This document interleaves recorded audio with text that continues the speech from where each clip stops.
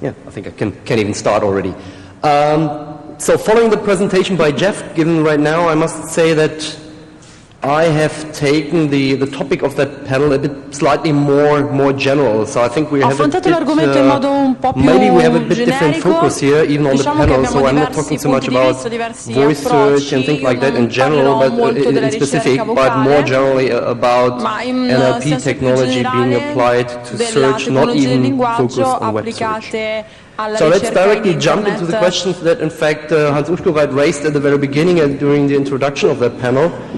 What I would see as far as the role of language technology is concerned in tomorrow's search engines, I would see three major building blocks here. So the first one is, it's about basic technology, dealing with linguistics, dealing with text understanding, dealing with morphological analysis, things like that. And as far as I can see, I mean, that's the kind of status bar should express that here. This is more or less done. So I mean, more or less every kind of search engine, be it web search, be it corporate search, whatever, is applying this kind of technology, so that kind of, very fundamental language technology tools. The second level I would see is when it goes more into structural analysis, so really providing, utilizing things like part of speech analysis in order to come up with some more information about the content, so providing semantic annotation, providing entity extraction, things like that. I would say here we are more or less, well, halfway through, put it that way, so there are ways to do that, there are productive ways, there are tools that are readily available and which could be applied, but we are far away from, this being a kind of commodity, so far away from, every kind of search technology, in particular in the broad scope, applying these kinds of tools. And then what I see as really being the challenges is really to go one step further, so to come up with things like, so with all the things that I need in order to extract the true semantics and the true meaning of the documents and of the content, so not only speaking about documents, but also about, for example, about voice things, about videos, about audio, things like that. So if we want to extract more content, then of course we need to have, we need to have solved all the fundamental building blocks which we heard about today and yesterday, things like co-reference resolution, like fact extraction. Also, what I think what would be very beneficial is when we have a true cross-lingual search being available. So why is it the case that me being able to speak in German and English, why can't I read a French document, for example, and at least get a glimpse of what that kind of French document, or maybe even Chinese document, is all about? It doesn't need to be perfect, but it would be great if I could at least try to have a guess, and a kind of qualified guess on whether that's relevant for my particular information need or not.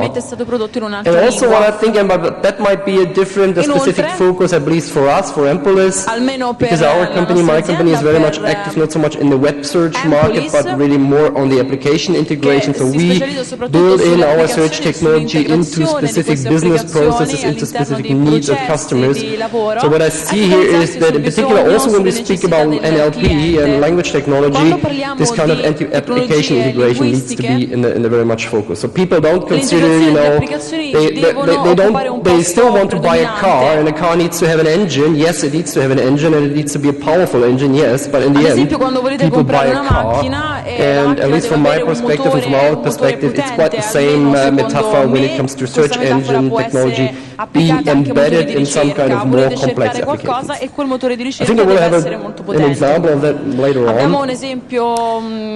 So the next question is, what does it mean to utilize language technology as the interface for search? So do I really use language technology for typing in, or for avoiding typing in queries? And in fact, we had a very famous statement of a very famous guy just a couple of days ago, not even a week. So even Bill Gates said in his vision, keyboards are kind of becoming useless and not needed anymore, because he believes on the one hand we will have speech technology available, on the other hand there will be things like other equipments like touch screens and things like that. I must say I have some concern about that, because I think we really need to distinguish the application area. So very personally, use my keyboard very much, for example, while I'm sitting on a phone, while I'm in a telephone conference, or typing in memos and things like that.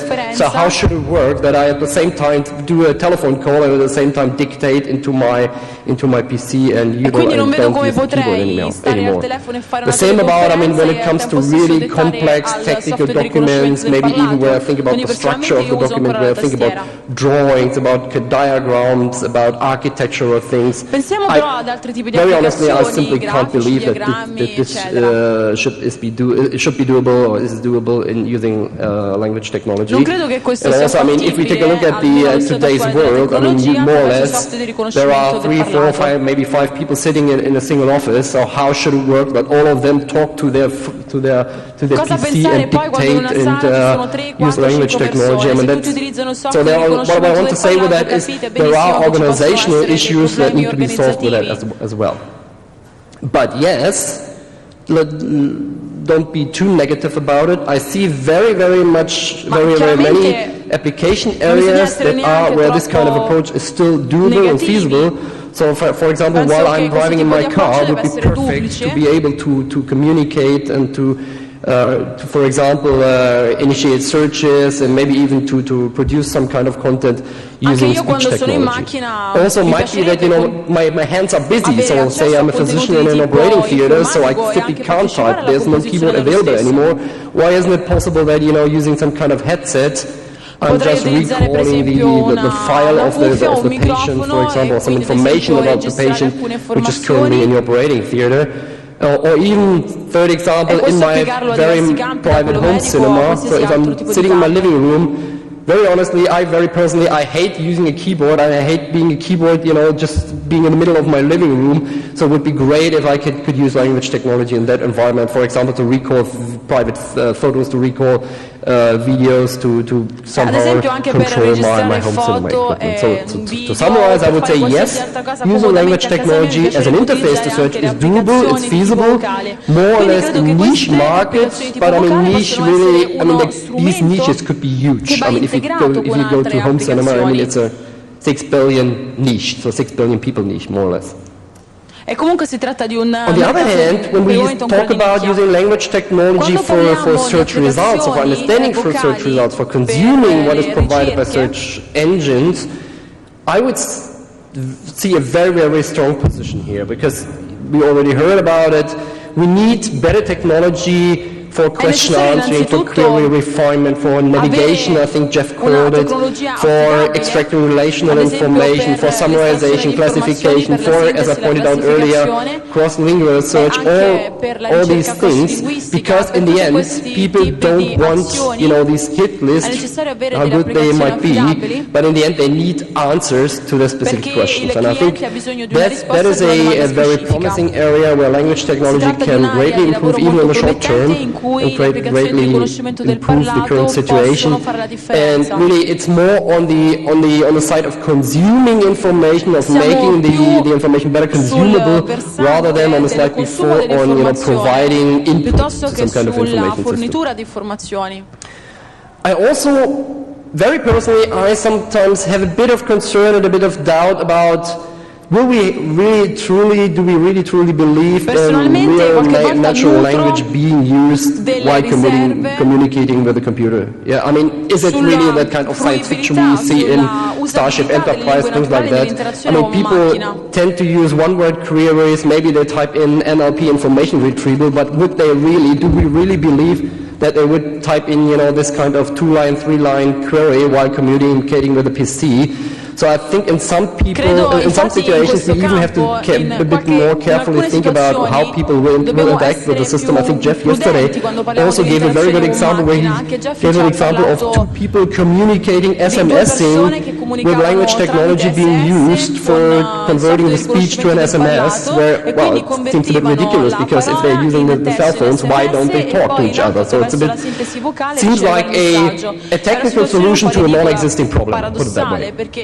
Una soluzione tecnica a un problema che in realtà non esiste. Last slide, what I see that in particular in the short run, what language technology could where language technology could bring the greatest benefit and A the breve most termine, benefit credo is when we che really il manage to combine riconoscimento del that kind of parlato language possa technology portare with different maggiori things. So first thing, of benefici course, is quando combine it e with se semantic web combiniamo technology. We questo already tipo di heard about tecnologia it con altri in tipi one di of the other slots. applicazioni. So I want to, the entities, for example, that are being extracted, I want it to be associated with some kind of Per esempio, se voglio ontology, associare knowledge le model, whatever. entità con Even better certi if it is tipi di associated with my very istanze di personal tipo ontology. So I ontologico. might know a guy, Bill Gates, who is not the one we all know, but maybe a very personal friend of mine, and just happened to have the same name.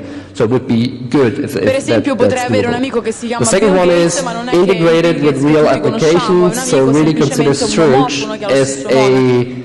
just as a middleware, a very Quindi è necessario important in quel piece of caso middleware, cercare di yes, but still in the end it's still a distinguere middleware. le That's, entità dal punto as I di said vista before, it's ontologico. maybe slightly different for web search.